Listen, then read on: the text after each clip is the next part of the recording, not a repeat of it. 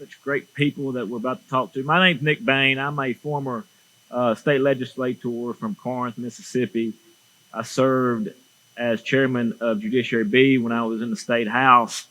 As part of that committee, we focused a lot on public safety, on social issues, and quite frankly, on criminal justice reform and doing some of the stuff that Empower promotes. And what I'd like to do before I get started, I do want to say something. I think I'd be remiss if I didn't. I do want to say thank you to Grant and his team for this event.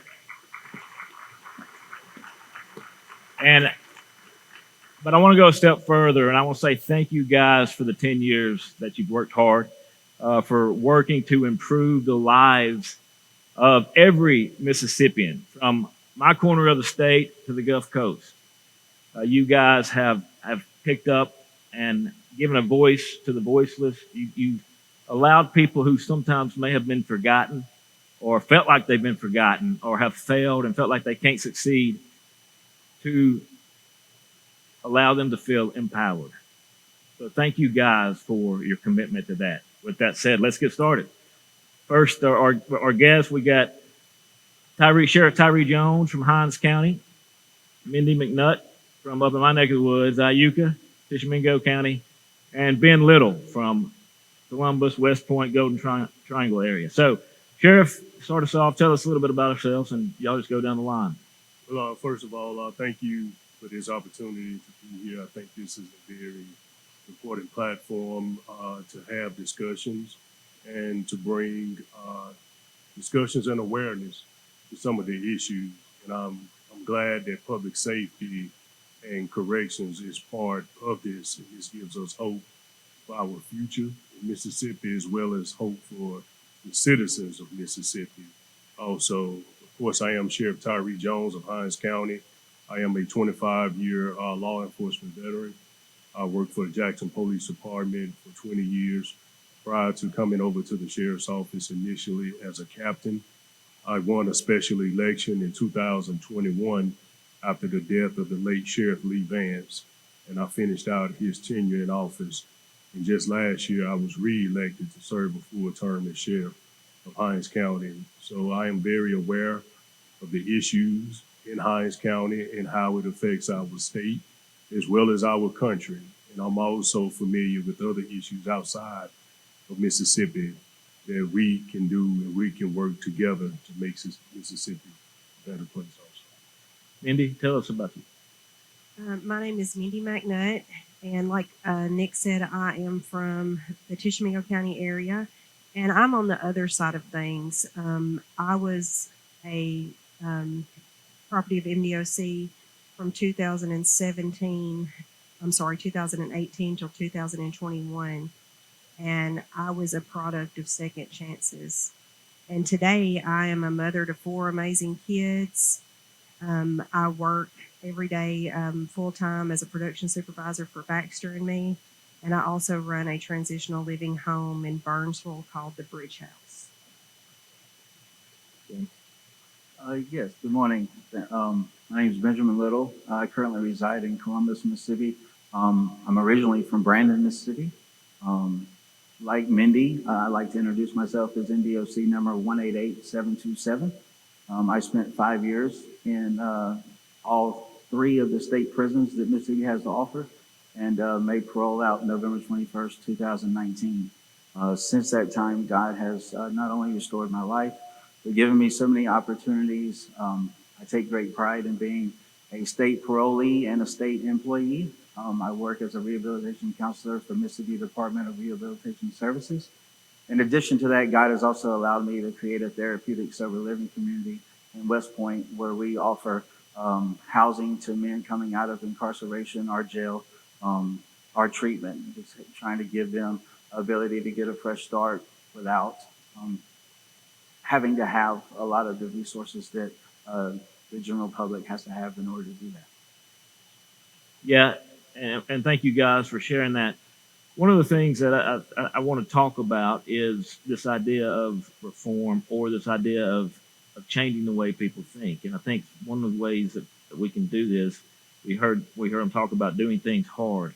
Well, this is hard. We're embattled and entrenched in a long time thinking of the way people go about uh, prosecuting criminals or a punitive measure. Sheriff, my question to you is, I believe that Empower and the things that we've done in the last 10 years or so are more geared toward public safety than being soft on crime or being a hug a thug type mentality. So as a law enforcement, as a law enforcement official, tell me how creating reforms or allowing people to have jobs or education improves public safety, protects the citizens that you're sworn to protect. Yeah, so what it does is, of course, for law enforcement and public safety, we have the obligation of protecting, serving, and also a part of the prosecution process. But I also believe that law enforcement should also have another venue in the system also. And that is to make sure that we can help rehabilitate individuals that have found themselves incarcerated on the other side of the law. And what happens is this gives them an opportunity for second chances, and I'm a firm believer there are some that are incarcerated or some that have been uh, in prison or in jail that do not deserve a second chance. But we have to differentiate between the two because there are so many that do deserve another chance. We need to be able to provide the resources to help them and guide them in the right way and give them a path to success. And by having workforce programs and other solutions to help reduce recidivism, it not only helps these individuals with their lives. I just hear her talk about her family. It helps her with her family. It helps him with his family. And what happens is the general public and the citizens also benefit from it because they are able to see reform, rehabilitation, and they're able to see someone that is doing the right thing and on the right path, and they don't find themselves to be subjected to being victimized by individuals in the community also. So I believe that we should promote this. I'm not for mass incarceration. I'm not for holding people in jail or prisons for an extended amount of time because what you're doing, first of all, you're costing the taxpayers many millions of dollars, and you are keeping them from being able to go back into society and be successful and be productive in society. And I have seen this personally, and I am a avid believer that if we work together and we have some of the platforms in place to address these issues, then we'll help. Even if we do it one by one, you do it one by one, you're leading to success. Because eventually what happens is you see other people, they can witness how others have benefit from it. And they want to put themselves in that same position to give themselves a bright future and something to plan for in society also. Yeah.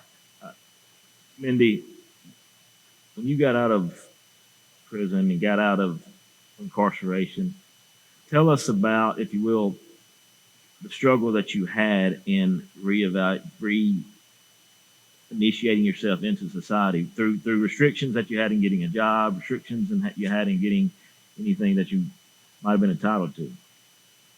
So the main issue was that 6 months before I was released, they called me into the caseworker's office in the prison, and he said, "I want you to sign these papers because you're going to need a Social Security card and a birth certificate."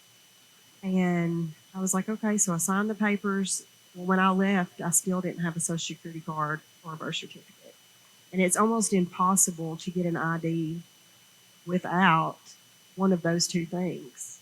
And it's almost impossible to get a Social Security card without a birth certificate. The only thing that saved me was I had a great support system. I had a great mother who was like, "Let me, give you the money to get this birth certificate." So how do people come out of prison and go straight to work? Because you have to work. Everybody needs a job. And your probation officer expects you to pay them, and your probation officer expects you to have a job and go to meetings and do the things that you need to do to stay sober. how do they do that if the prison is not providing what they need while they're there? When they tell you they're going to do something and they don't. I will say this too, talking about public safety and second chances. I never committed a crime that was not to get me high. I was a drug addict. And whenever you look at people like me, if you can ever get those people to get sober and stay sober and rehabilitate them, then you've won the battle. We've all won the battle because when you get sober and you stay sober, you don't commit crimes anymore because you want to be a law abiding citizen. So how, what is the role of, in your view, what is the role in what you said, the role of government or the role in creating policies to get people to that point? Well, I've seen a huge improvement in the past few years in the Mississippi Department of Corrections. I've seen them bring different programs in. You've got now you've got people going through they're going through biblical classes in jail, in prison. There are tons of different work programs. MagCorps, I think, is one of them. Because I've been trying to kind of keep up with it since I've been out. And those are things that we didn't have when I was in prison. You know, we had a few classes, especially for women. Women were really kind of, they kind of fell by the wayside a lot. Like they had a couple of classes that you could take on campus, at Central Mississippi Correctional Facility. But I think that showing people act the way they see themselves. And if we could ever get people to see themselves for who they really are, who God designed them to be, we've won the battle on that too. And she talked about having problems coming out and not having places to go. As a practicing attorney, I've seen that. And when I was in the legislature, I had people come to me and say, look, even people at MDFC say, look, these people have done their time. They flat timed their time. We got nothing else over them, but they got no place to go. Can we keep them? And the simple answer to that is no. But they wanted some things changed like that. Tell us what you're doing and with the transition of housing, you're calling it sober living.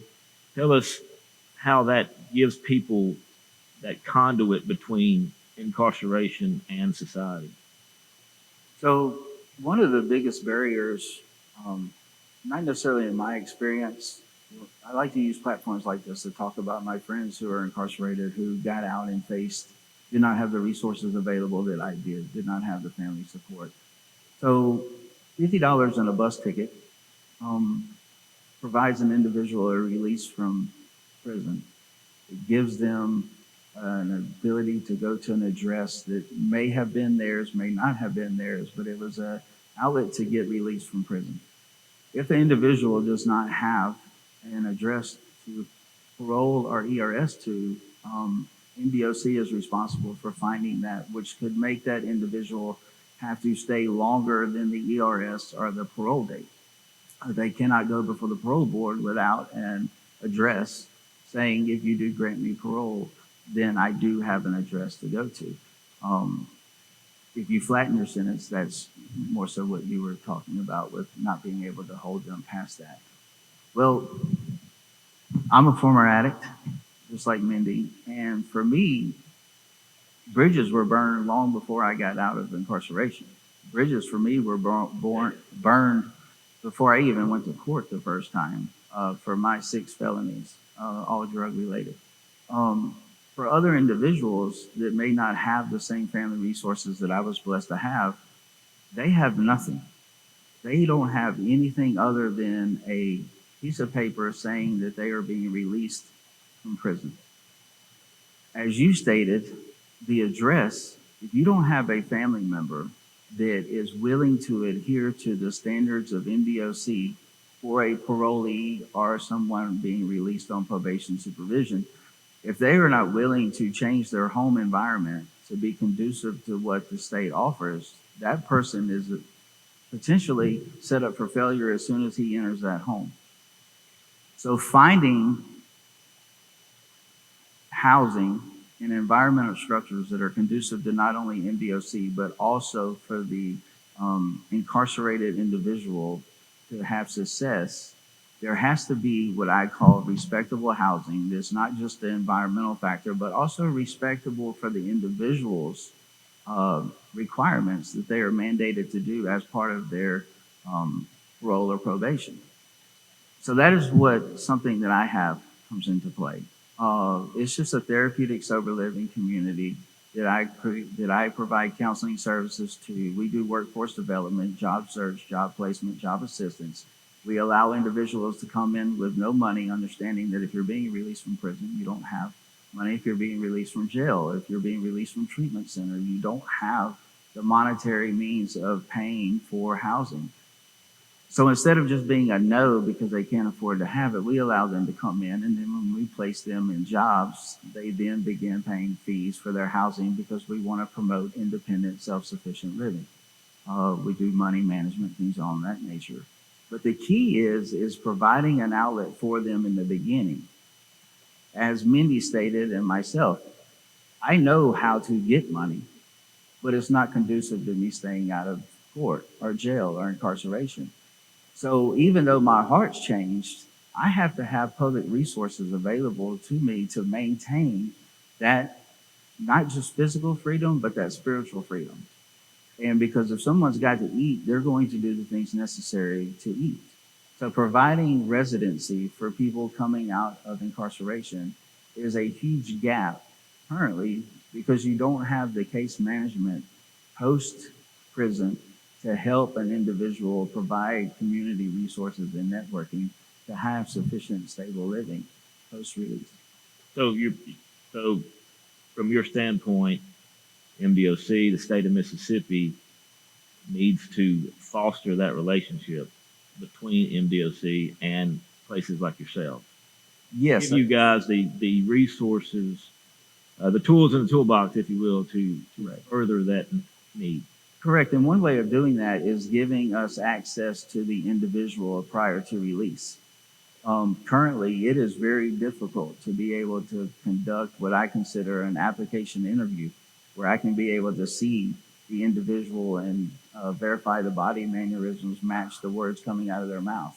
So getting access to these individuals to be able to interview them and be able to find out what their transferable skills are as far as employment to begin working on that before they're even released would be a huge advantage, not only for the community, but also for that individual.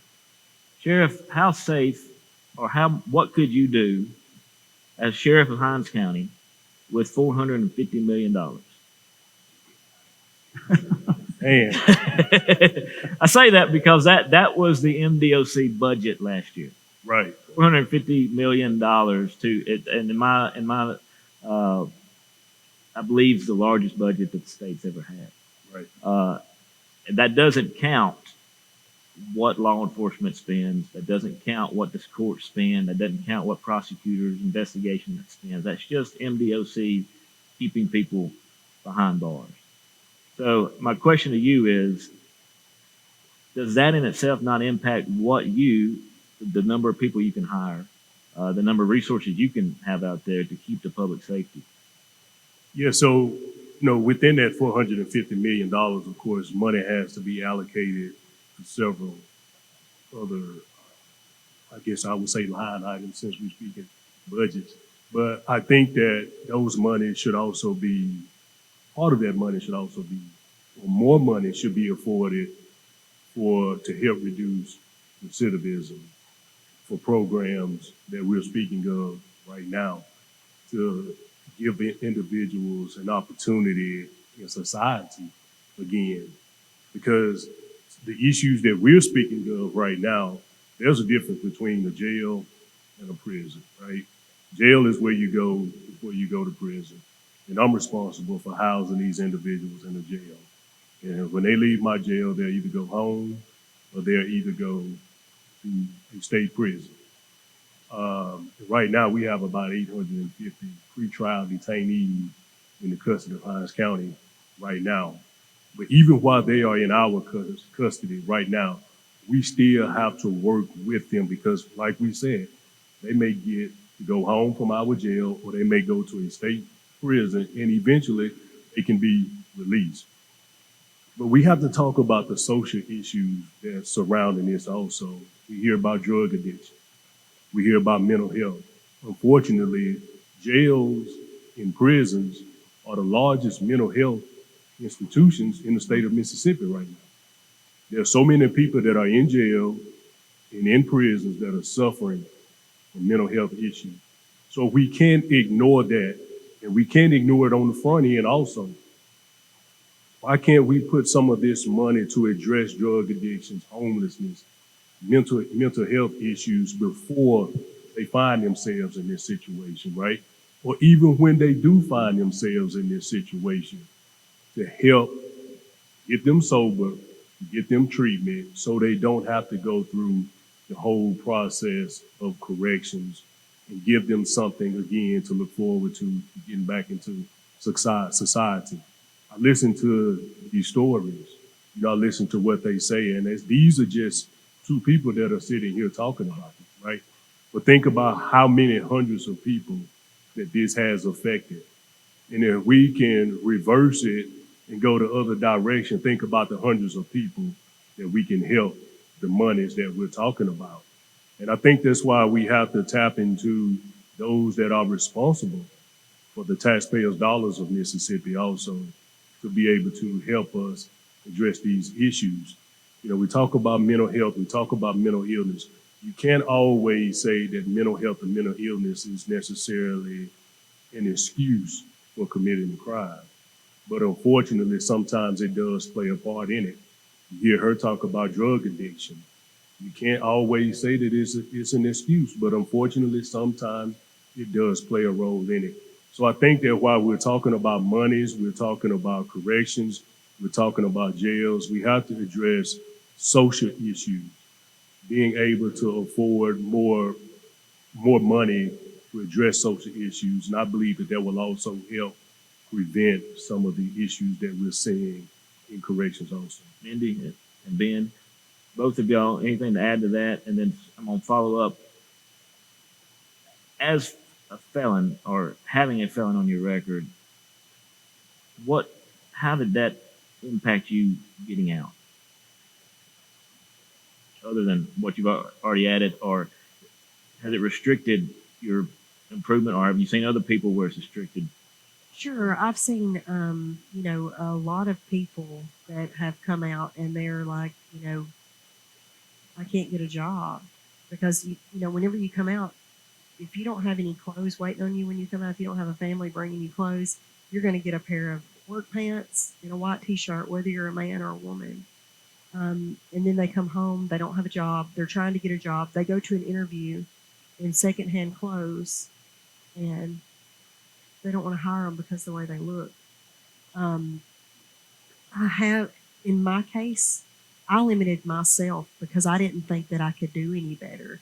I remember I went to work as soon as I got out of prison in a restaurant. I was making $8 an hour, and I was happy as I could be, but I knew there was something more for me out there.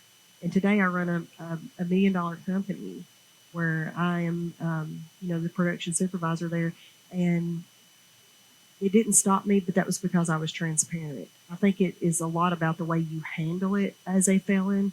You go in there and you try to hide this from them, or you don't check the box on your application. Of course, they're going to think you're a liar and they're not going to hire you. But if you're honest about it, I think that a lot of people will give second chances. Yeah, so that's a great question. And I can just tell you firsthand my experience. Whenever I got out of prison, I was fortunate enough, and I got married while I was incarcerated in 2018 at the chapel at TMCF, and my wife lived in Columbus. So when I got out, I transitioned to Columbus. Well, having 6 felony convictions isn't necessarily the model employee to be given an opportunity. So I actually, for the first 7 months after my release, I had to drive back and forth and stay in Brandon with my parents to work for an individual in Madison that knew me from prison ministry, from coming in on Sundays to CMCF. They gave me an opportunity to work. I was fortunate to be able to find a job after that time. But I would like to transition. Since that time, God has taken this college dropout and allowed me to obtain my bachelor's degree and my master's degree from Mississippi State, where I am a certified rehabilitation counselor. And I'm also have the the eligibility to become an LPC, which is the equivalent to a mental health counselor. However, because of my felonies, I have not been approved to sit for the licensure exam for that degree that I have from Mississippi. So for me, it's kind of not just the initial uh, hindrances and barriers that a felony conviction has. It is continued to be a lifelong stigma that I faced even with the educational credentials, but not being able to sit for an exam just because of my felonies. And that gets me to my point of expungements and opening up and expanding our code to make expungement more widespread available. We try to do some of that when I was there. There's still talk about doing that. The example you gave is great about that. Sheriff, as a law enforcement official, and you hear a story like that and they catch a felony, how do you feel, honestly and candidly, about expanding expungements to allow for opportunities for those people who aren't violent offenses or have drug addictions? So I just listen to him, and I say this: if there's ever a discussion where I can be in a room and I can stress the importance of something like what he's talking about, and I can have a voice in it, I'm in full support of it. I think that there should be more of an allowance for individuals like like Mr. Little here that he's talking about.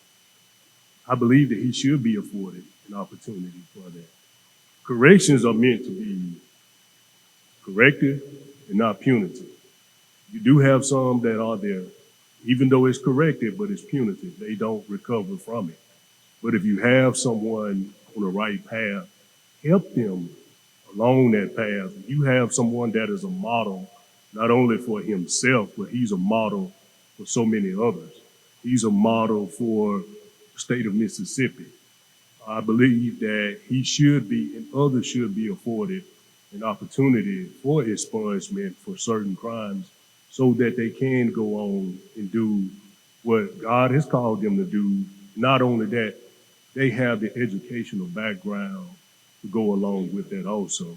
So I believe that there should be more discussions. There should be more support for efforts to be able to afford an expungement to individuals like Mr. Little and others that want to see or that have something in store for them, and he should be given an opportunity. So coming from my worldview or my experiences,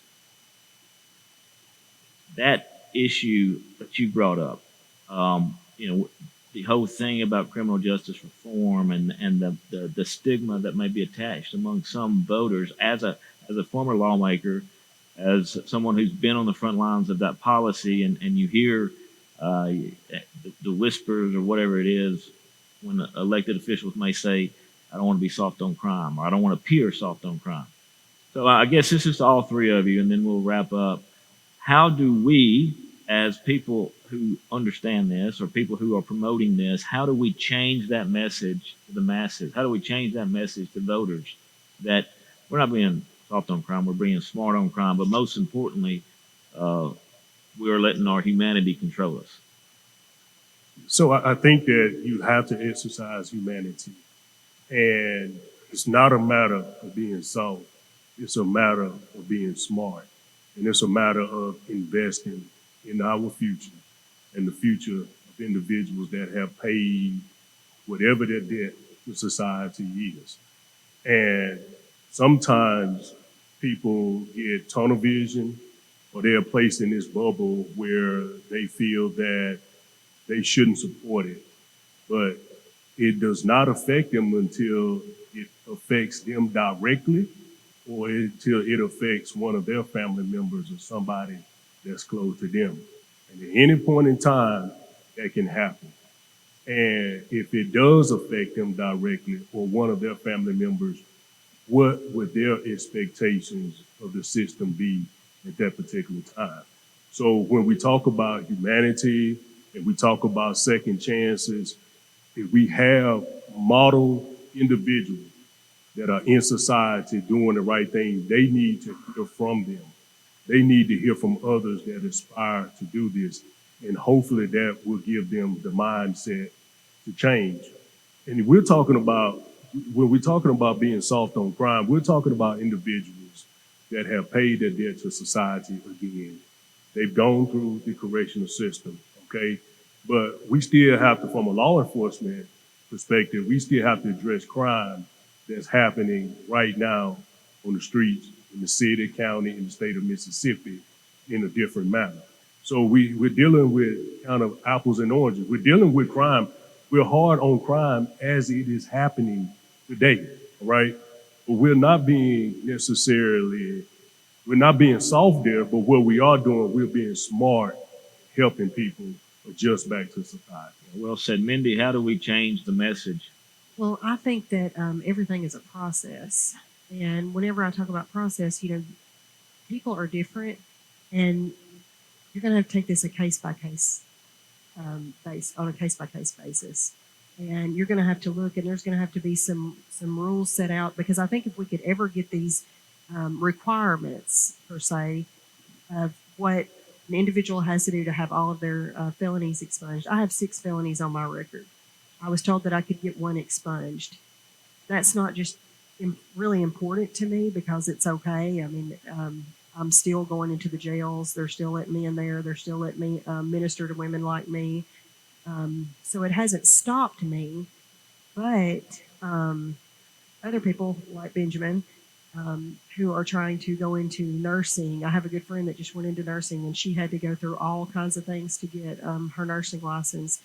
And like Ben, those people, they need to have their requirements, how long they're going to be sober, if they need to be drug tested, or I don't know what that looks like, but there needs to be a process. And I think that would make the people on the other side happy and the convicted felon happy. Benjamin? So I'm just going to answer using my life experiences. I was eventually Section 29. If you don't know what Section 29 is, that says that it's illegal for an individual to be out on more than 1 felony bond. I was out on 4 felony bonds before Hinds County Section 29 knew the DA at the time and did not allow me to be released from the Raymond Detention Center. At that time, Judge Kidd was my final sentencing that I received in 2016, and Judge Kidd saw something into me where instead of charging me as a small habitual offender, which is mandatory time, I was given a much linear sentence to allow me an opportunity to restore my life. What that also did is that took me off the streets. I was living in West Jackson on the streets, and it took me out of that, and it isolated me and gave me the opportunity to be able to find myself through my spiritual relationship with God. So I understand what Sheriff Jones is saying. It is a fine line, but to the community, inclusion and taking your time, which is your greatest resource in life. You learn that when you're in prison, that time is the greatest resource that you've been given by God. And if you can take that and have the community begin to change their social stigma and their social view of what an addict or what a felon looks like, then they can become more receptive to hearing the words or hearing the story.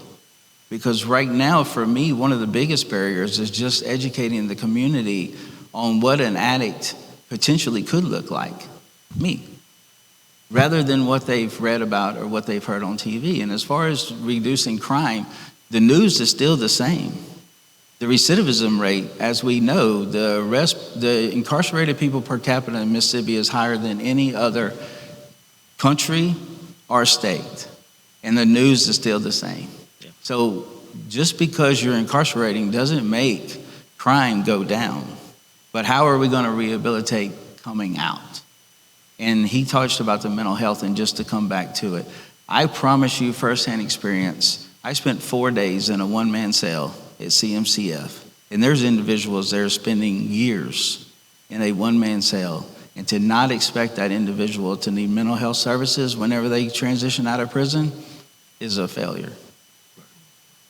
Well, I promise all 3 of you, I could sit here and talk about this all day, but unfortunately, I think we've got to move along. Sheriff, thank you for your leadership on this. Mindy and Benjamin, thank you guys for the example that you're giving to us and for the lives that you're living and for the lives that you're touching. And God bless all of you for being here today, and thank y'all for the discussion. Thank you.